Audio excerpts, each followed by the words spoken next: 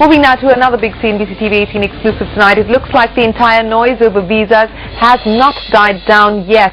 In a lawsuit filed earlier this year, Jack J. Palmer, a principal consultant at Infosys, has alleged that he was asked to sign off on documents which said that workers were heading to the US to have meetings rather than work. Nantara. Shireen, Palmer alleges that company officials discussed this and to creatively overcome the H-1B visa caps, and says that once he refused to sign those documents, he faced harassment. It seems to have taken a serious note now, with US Senator Grassley reportedly showing interest in the matter and asking for a Homeland Security investigation. Sunanda Jaiseelan, who broke that story, is standing by with all the exclusive details. Sunanda, how has Infosys reacted? Well, what my sources at Infosys have told me, and I've been discussing this with several sources within the company and outside to get a sense of what this really could mean and how critical this is going to be for Infosys going forward. Now, first and foremost, they've disclosed this as a part of the 20F SEC filing earlier this month. Now, that is a mandatory filing for all companies which are listed in the US. Now, as a part of that, this is one of the issues that they've mentioned, saying that they have been served a lawsuit by this employee of theirs, J. Palmer, as you rightly pointed out, is a principal consultant from what we understand in the US. Now, my sources tell me that they felt it was better to mention this fact as part of their filings because it was safer for them to do so. It is sort of like a risk mitigation, having mentioned that. That said, they also feel that now that Senator Grassley, who, remember, Senator Grassley is the person who's been at the forefront of the more American jobs for American people. He's been at the forefront. He's picked this up, like you rightly pointed out. He's shot off a letter both to the Secretary of State Hillary Clinton as well as to the Secretary of Homeland Security, asking for them to really look into this matter. Considering that has happened, they feel there could be some material impact, and that there could be material impact which could adversely affect the business, not specifically coming out of this case, but if the government does decide to sort of relook at the whole B1 visa issue and therefore tighten the rules that exist as far as B1 and L1 visas are concerned.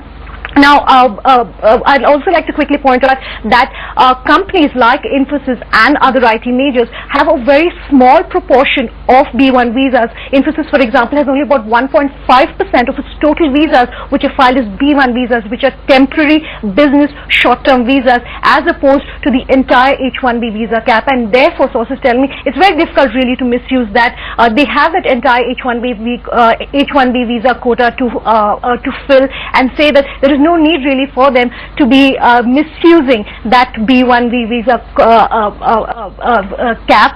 Of course, it's early days yet. That lawsuit has been filed earlier this year. We'll have to watch to see what really comes out of that space. Back to you.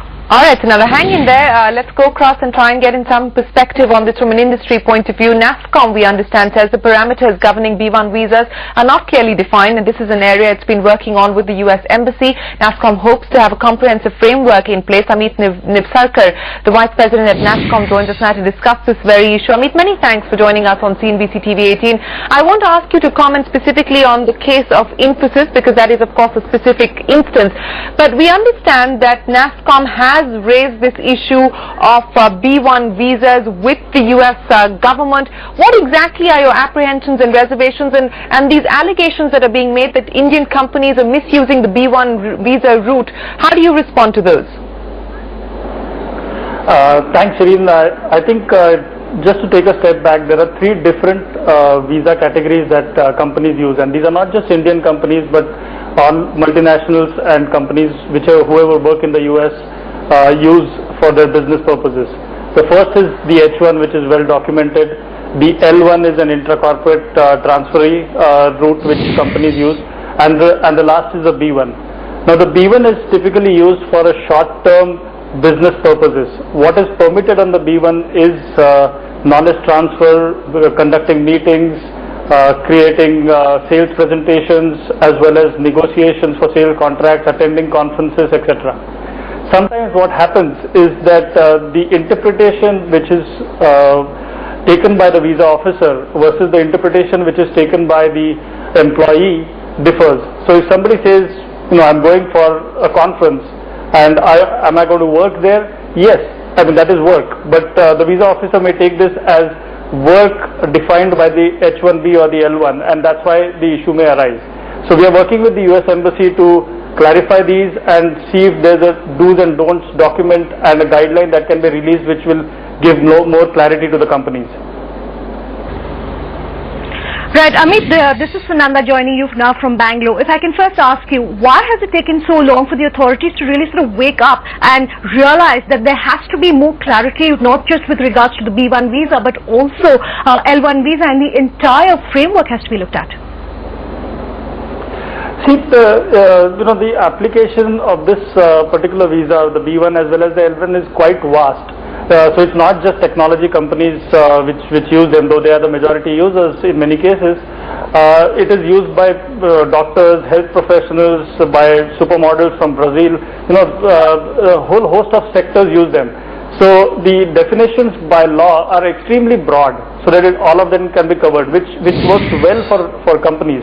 To give you an example, the L1 specialized knowledge, the definition in the US law says that the knowledge needs to be out of the ordinary but not extraordinary.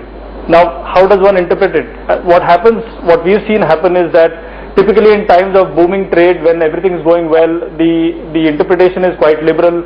When trade is down and the economy is facing challenges, the interpretation starts to become a bit narrow. So speaking of that interpretation, Ameet, companies that I've been speaking with, most of the IT majors say that they have filed less visas this year as opposed to last year, and one of the reasons, and one of the larger reasons really, is the fact that now they're hiring more on-site. How relevant in your view then are visas going to be, and these visa caps going to be going ahead? See, the visa cap will always remain relevant. What the US economy has, or the problems associated with the US economy has done is created availability of talent in the US. That always used to be a challenge a few years back. Today there is enough talent available, and Indian technology companies have also created their brands, so this talent is now attracted to Indian companies and are willing to work with Indian companies.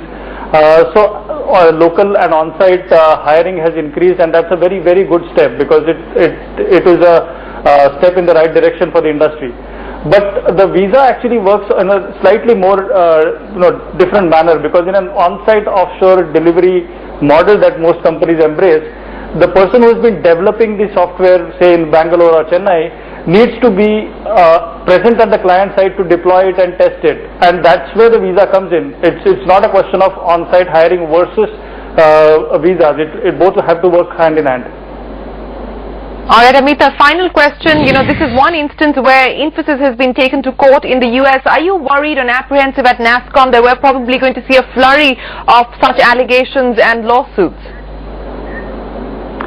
Well, I can't comment on the company-specific issue, but we are working with policymakers to make the guidelines as crystal clear and transparent as possible, and that would reduce issues related to interpretation and thus the possibility of some lawsuits being filed. All right, Ameet, we'll have to leave it there. Many thanks for joining us and clarifying matters on CNBC-TV 18.